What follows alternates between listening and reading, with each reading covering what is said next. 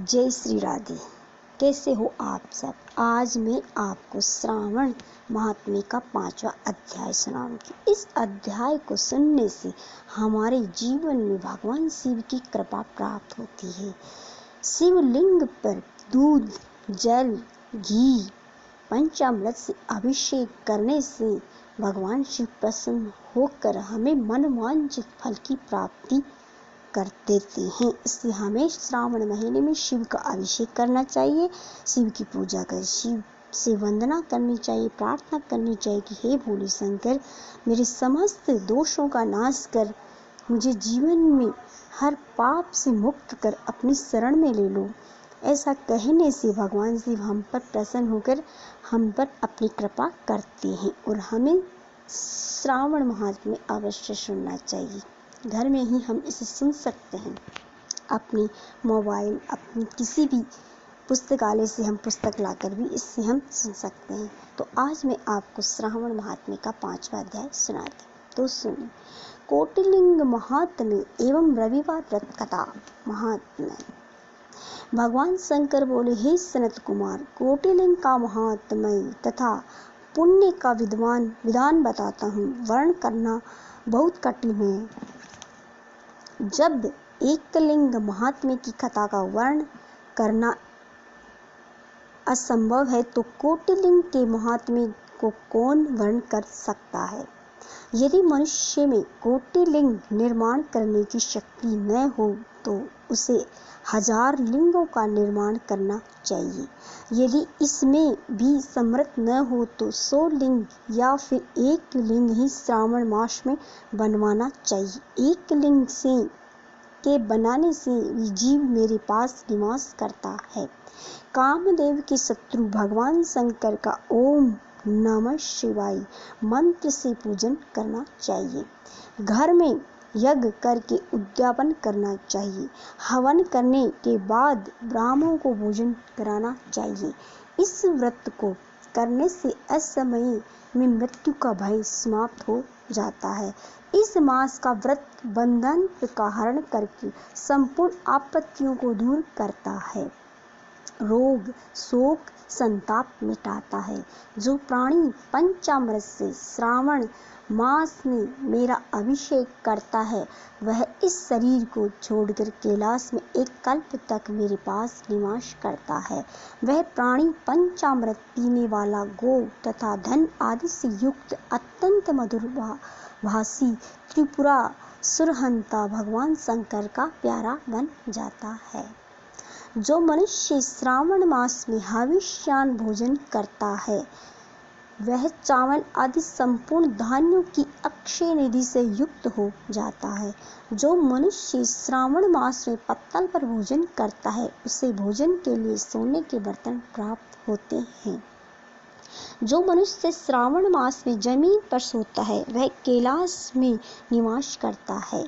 जो मनुष्य श्रावण मास में एक दिन भी ब्रह्म मुहूर्त में स्नान करता है उसे पूरे महीने तक नहाने का फल मिलता है।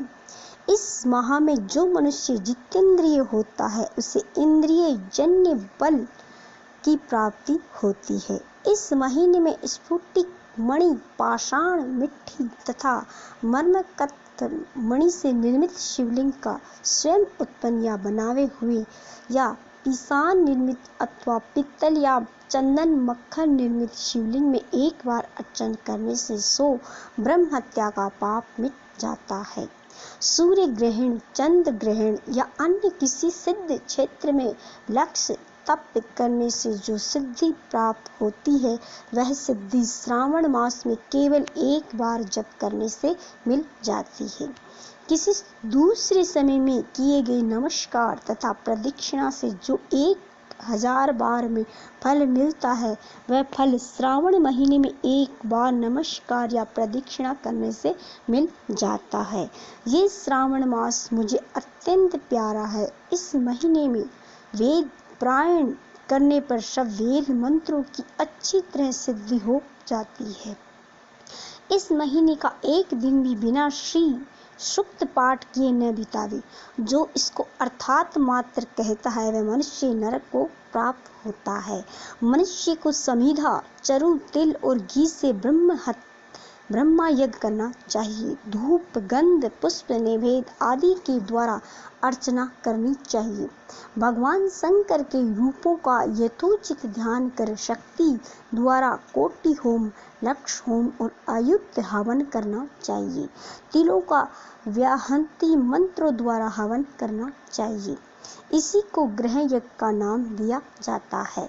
हे सनत कुमार, अब मैं तुम्हें रविवार व्रत की कथा, महात्म्य, विधि तथा पारायण को बताता हूँ। उसे ध्यान पूर्वक सुनो। प्रतिष्ठानपुर में एक गरीब ब्राह्मण रहता था। उसका नाम सुकर्मा था।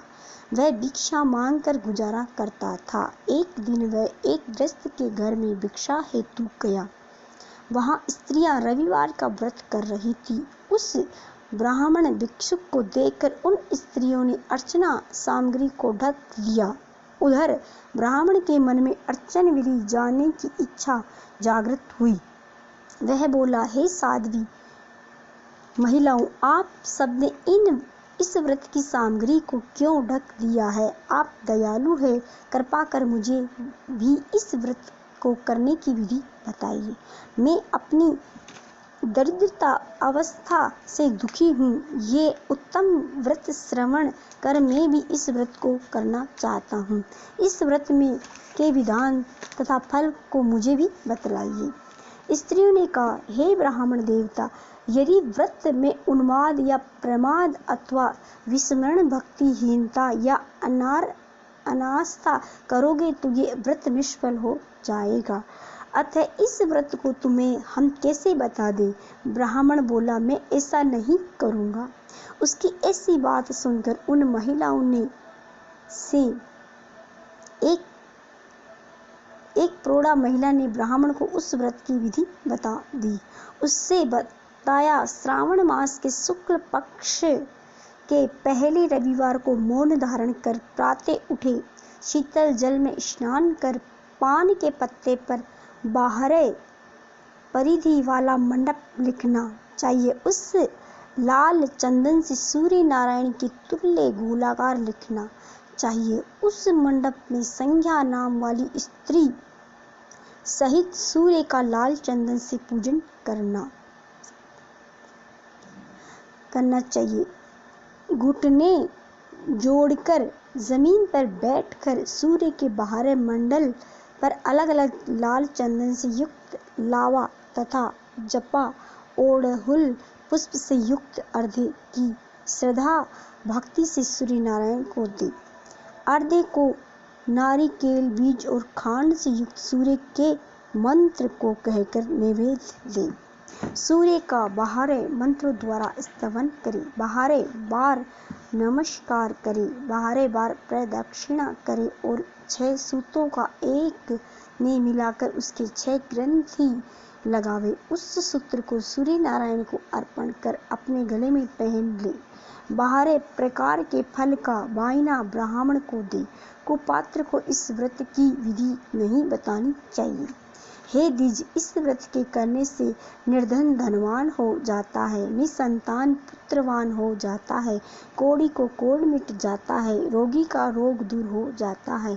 प्राणी जिस वस्तु की इच्छा करता है वह उसको इस व्रत के प्रभाव से प्राप्त हो जाती है।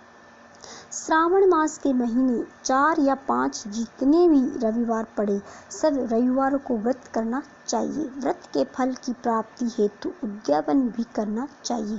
इस प्रकार रविवार का व्रत करने से कार्य सिद्धि होती है। गरीब ब्राह्मण रविवार के व्रत की विधि प्राप्त कर अपने घर को लौट गया।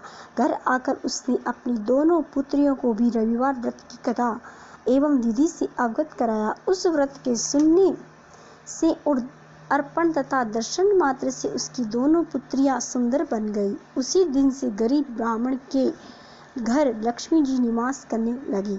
अब वह ब्राह्मण भगवान की कृपा से धन कुबेर बन गया। एक दिन वहां का राजा ब्राह्मण के घर के सामने से गुजर रहा था तो उसकी दृष्टि ब्राह्मण की रूपवती कन्याओं पर पड़ी। वह उनकी सुंदरता को देखकर ठगा सा रह गया। राजा ने उन कन्याओं से विवाह करने का निश्चय कर महलों में लौट गया। राजा ने अपने पुरोहित को ब्राह्मण के यहाँ उसकी दोनों पुत्रियों से विवाह करने का